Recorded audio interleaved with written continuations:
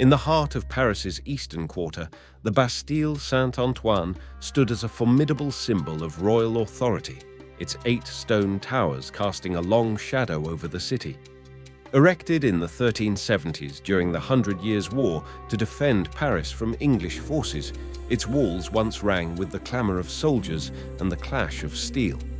By the 17th century, however, under Cardinal Richelieu's influence, the fortress had transformed into a state prison, its cells reserved for those who challenged the crown, particularly those armed with the power of the written word. Among the Bastille's most notable prisoners was Voltaire, the philosopher and writer whose sharp wit made him a frequent target. In 1717, at age 23, Voltaire, then François-Marie Arouet, was imprisoned for satirical verses mocking the regent Philippe d'Orléans. Held for 11 months, he enjoyed relative comfort due to his connections, with a spacious cell, access to books, and occasional dinners with the governor. Undeterred, Voltaire used his time to write, producing early drafts of his epic poem La Henriade. His imprisonment only sharpened his resolve, and upon release, he became a leading voice of the Enlightenment, his works challenging the monarchy and church.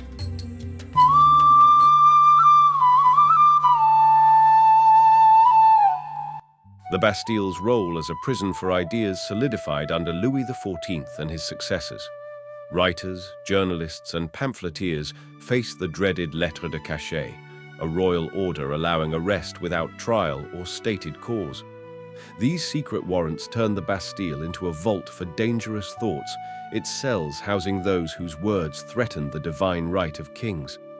Another prisoner, Simon Nicolas Henri Linguet, a journalist and lawyer, was locked away in 1780 for his critical writings against the nobility and court.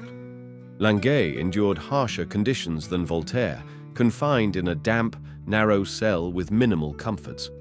Yet he persisted, later publishing Mémoires sur la Bastille in 1783, a vivid account of his ordeal that described the prison's suffocating darkness and oppressive silence.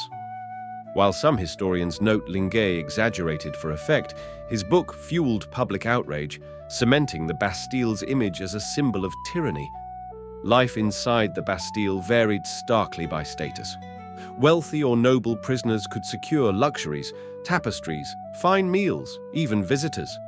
The Marquis de Sade, imprisoned in the 1780s for his scandalous writings and behavior, filled his cell with books and wrote prolifically, his manuscripts smuggled out by allies. But for others, like Linguet, the Bastille was a place of privation. Letters were censored, visits tightly controlled, and the threat of the infamous dungeons, dark pits below the towers, loomed, though these were rarely used in the prison's later years. The contrast between the privileged and the ordinary underscored the inequities of the monarchy itself.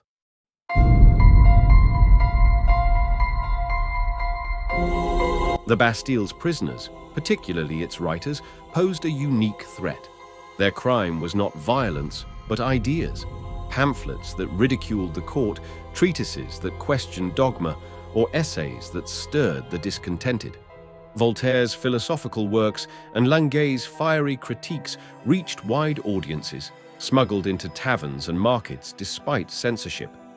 To silence them, the crown relied on the Bastille's thick walls, but containment only amplified their voices. Released prisoners published memoirs that blended truth with dramatic flair, feeding the black legend of the Bastille as a monstrous emblem of oppression.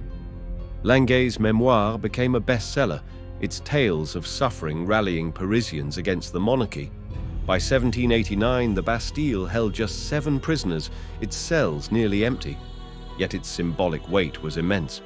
On July 14th, a crowd of artisans, merchants, and revolutionaries stormed the fortress, driven not to free its inmates, but to dismantle a hated symbol of royal tyranny. The assault, marked by gunfire and chaos, saw the governor, Bernard-René Jourdan de Launay, killed and the prison's gates thrown open. Among the freed were men like Jean-Antoine d'Anglès, a minor noble held for obscure reasons, but the real victory was symbolic. The Bastille's fall marked the collapse of the monarchy's power to silence its people.